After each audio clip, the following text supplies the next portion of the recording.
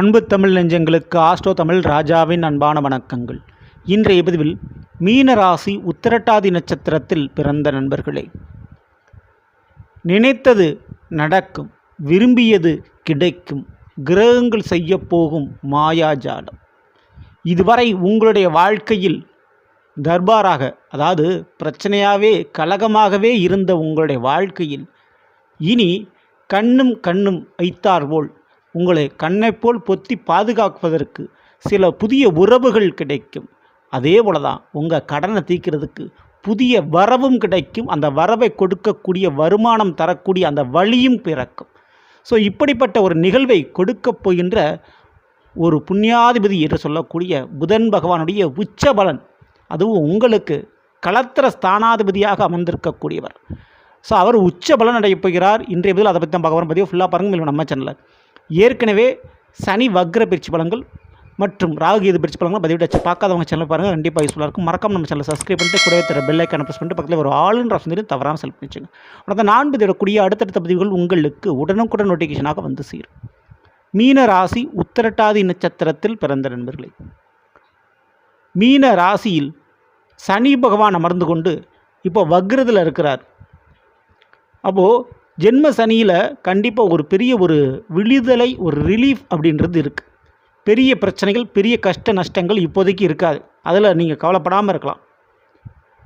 இந்த ஒரு நேரத்தில் உங்களுடைய மீன ராசிக்கு 6ஆம் இடான சிம்மத்தில் இருக்கக்கூடிய புதன் பகவான் செப்டம்பர் 11ஆம் தேதி அப்படியே பயிற்சி அடைஞ்சு 7ஆம் இடான கன்னிக்கு போகிறார். கன்னிக்கு போயிட்டார்னா அவர் உச்சமடைவார். ஏன்னா கன்னி தான் அவருடைய சொந்த வீடு, ஆட்சி வீடு மற்றும் உச்ச வீடுன்னு சொல்லலாம். புதன் 7ல் உச்சமடைவார். இப்போ இந்த உத்திரட்டாதி நட்சத்திரம் உங்களுடைய நட்சத்திரம் இல்லையா, இதுக்கு அதிபதியாக இருக்கக்கூடிய சனிபகவான் இப்போ வக்ரமாக இருக்கிறார். இதுவரை உங்களுக்கு புரியாத ஒரு விஷயத்தை புரிய வைக்க போகிறாரு இந்த புதன் பகவான். தெளிவில்லை, ஒரு குழப்பம், ஒரு பயம், ஒரு தயக்கம், ஒரு நடுக்கம் என உங்களுடைய வாழ்க்கையில் சில காரியத்தில் இருந்துச்சுன்னா அந்த காரியத்தில் ஒரு மிகப்பெரிய ஒரு தெளிவு உங்களுக்கு கிடைக்க போகுது. உங்களை சுற்றி உங்களுக்கு நடக்கக்கூடிய கெடுதலுக்கு காரணம் யார், உங்களுடைய வாழ்க்கையில் கஷ்டப்படுவதற்கு காரணம் யார் அப்படின்றத தெளிவாக தெரிஞ்சுக்க முடியும். சூழ்ச்சிகள் செய்யக்கூடிய சில உறவுகள், நண்பர்களை கண்டுகொள்ளப் போகிறீர்கள். அப்போது அவங்ககிட்டருந்து விலகி இருக்க போகிறீங்க. அந்த பிரச்சனையிலேருந்து நீங்கள் தப்பிக்க போகிறீங்கன்னு அர்த்தம். மிக முக்கியமாக திருமண வாழ்க்கையில் ஏற்பட்ட பிரச்சனைகள் இனி திரும்பும். கண்டிப்பாக அதில் ஒரு திருப்பம், ஒரு ட்விஸ்ட்டுன்றது கண்டிப்பாக இருக்குது. சரிங்களா? உங்களுடைய வாழ்க்கை துணைக்கு ஒரு வேலை தொழில் அமைஞ்சு வருமானம் வரக்கூடிய வாய்ப்பும் உண்டு. நீங்கள் மட்டுமே இனிமேல் கஷ்டப்பட்டு போராடிக்கிறதுங்களா அந்த கடன் பிரச்சனைக்கு, இனிமேல் அப்படி இல்லை. உங்கள் வாழ்க்கை துணை அல்லது சரியான ஒரு நண்பர்கள் ஒத்துழைப்பு கிடைக்கும் பண ரீதியாக உங்களுடைய கடன் பிரச்சனையை தீர்ப்பதற்கு. திருமண வாழ்க்கை, நான் முதல்ல சொன்ன மாதிரி திருமண வாழ்க்கை பிரச்சனையாக இருக்கக்கூடியவங்களையும் கண்டுகளித்து அவங்களையும் விலைக்கு வைத்து விடுவீர்கள். அதனால் திருமண வாழ்க்கை சிறக்கும், திருமண தடை நீங்கி திருமண யோகங்கள் அமையும். இந்த ஒரு நேர காலகட்டத்தில் புதிய நண்பர்கள், புதிய உறவுகள் கிடைக்கும். உங்களுக்கு ஒரு தொழில் ரீதியாக ஒரு பார்ட்னர்ஷிப்பு, வேலை ரீதியாக ஒரு பார்ட்னர்ஷிப்பு அமைவதற்கு வாய்ப்புண்டு. மேலும் இந்த புதன் பகவான் உங்களுடைய மீனத்திற்கு 4ஆம் இடான மிதுனத்துக்கு அதிபதியாக இருக்கக்கூடியவர். அப்போது இந்த ஒரு நேரத்தில் வீடு மாற்றுறதுக்கு, புதுசாக வீடு வாங்குறதுக்கு, வீட்டில் ஏதாவது புதுசாக ஆல்டர்னேட் ஏதாவது வந்து கட்டுறது, செய்கிறது போன்ற விஷயங்கள் செய்ய போகிறீங்க. அதே போல் தான் வண்டி வாகன மாற்றங்கள் அல்லது வண்டி வாகனம் புதுசாக வாங்குறதுக்கு யோகங்கள் உண்டு.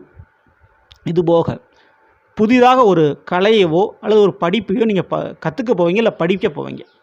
எக்ஸ்ட்ரா படிக்கிறதுக்கு வாய்ப்புகள் இங்கே உண்டு. மாமன் வழி உறவுகளால் சில நன்மைகள் உங்களுக்கு நடக்கும். சரிங்களா? மேலும் உங்களுடைய நட்சத்திர சனிவான் நவம்பர் 28 வரை வக்ரமாக இருப்பார். அப்போது இந்த ஒரு நேரத்தில் உறவுகளுடைய ஆலோசனை, சொந்த பந்தங்களுடைய ஆலோசனை, உங்களுடைய நம்பிக்கைக்குரியவருடைய ஆலோசனையை நீங்கள் கேட்டுக்கிறது நல்லது.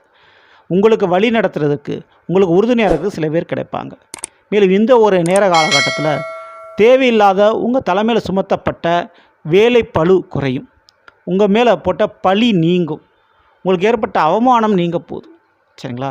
முக்கியமாக வருமானம் வரக்கூடிய புதிய ஒரு வேலை அல்லது தொழில் கண்டிப்பாக அமையும். சில உறவுகள் அதற்குண்டான உறுதுணையை செய்வாங்க, சில நண்பர்கள் அதுக்குண்டான வழியை உங்களுக்கு காட்டுவாங்க.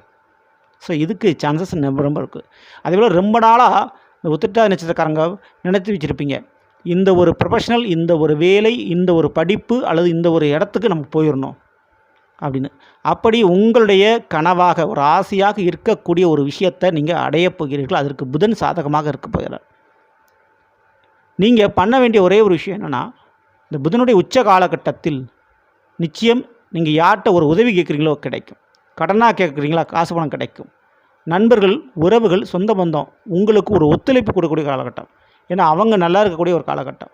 பணம் கொடுக்கல் வாங்கல, யார்கிட்ட பணம் கொடுத்துருக்கீங்கன்னா அந்த பணம் திருப்பி கிடைக்கும் உங்களுக்கு. சரிங்களா? ஸோ உங்களுக்கு தோள் கொடுப்பதற்கு நல்ல ஒரு காலகட்டம் இந்த ஒரு காலகட்டம். மிக முக்கியமாக கிரகங்கள் செய்யக்கூடிய ஒரு மிகப்பெரிய ஒரு மாயாஜாலம் இதில் இருக்குது. என்னென்னா, சனி பகவான் வக்கரம், இன்னொரு பக்கம் குரு பகவான் அதிசாரமாக கடகத்திற்கு இடம் மாறுறாரு அக்டோபர் மாதம் 12ஆம் தேதி. இப்போ 7இல் அதற்கு முன்னதாக உச்சமடையக்கூடிய புதன். அப்போது இந்த வருடம் என்ன நடக்குன்னா, வேலையில் மாற்றம், குழந்தை பாக்கியம், திருமண வாழ்க்கையில் ஒரு மாற்றம், மிக முக்கியமாக நீங்கள் பார்த்துக்கிட்டு இருக்க ஒரு வேலை விஷயத்தில் உங்களுக்கு மிகப்பெரிய அளவு ஒரு ரிலீஃப், ஒரு விடுதலை இருக்கும். நீங்கள் செய்ய வேண்டிய ஒரு வேலையை உங்களுடைய நண்பர்களோ அல்லது உறவுகளோ செஞ்சு முடிப்பாங்க. உங்கள் ஸ்தானத்திலிருந்து ஒரு கடமைகளை செஞ்சு முடிப்பாங்க. சரிங்களா? ஸோ அப்படி பார்க்கும்போது உங்களுக்கு இருக்கக்கூடிய கஷ்டம், உங்களுக்கு இருக்கக்கூடிய வேலைச்சுமை, உங்களுக்கு இருக்கக்கூடிய மனரீதியான பிரச்சனைகள் குறையும் மறையும். சரிங்களா? ஸோ இந்த ஒரு மேஜிக் கண்டிப்பாக உங்கள் வாழ்க்கையில் நடக்க போகுது. சரிங்களா? ஸோ நீங்கள் பண்ண வேண்டிய மிக முக்கியமான ஒரு பரிகாரம், ஒரு வழிபாடுன்னு எடுத்துக்கிட்டால், வாய் பேச முடியாத, காது கேட்க முடியாத இருக்கக்கூடிய ஊனமான பிள்ளைகளுக்கு உங்களால் முடிந்த மருத்துவ உதவி அல்லது உணவு தானம் செய்யுங்கள். இது ரொம்ப ரொம்ப நல்லது. அதேபோல் பிரதோஷ வழிபாடுகளில் நந்தீஸ்வர பகவானுடைய செவிகளில், காதுகளில் உங்களுடைய வேண்டுதல் பிரார்த்தனை சொல்கிறது ரொம்ப நல்லது. பிரதோஷ வழிபாடு கண்டிப்பாக செய்யணும். இந்த பதிவு பிடிச்சிருந்த லைக் பண்ண மட்டும் ஷேர் பண்ணுங்கள். மறக்காம நம்ம சேனலை சப்ஸ்கிரைப் பண்ணி வச்சுங்க. அடுத்த பதில் சந்திப்போம். நன்றி, வணக்கம். அன்பு தமிழ் நெஞ்சங்களுக்கு ஆஷோ தமிழ் ராஜாவின் அன்பான வணக்கங்கள்.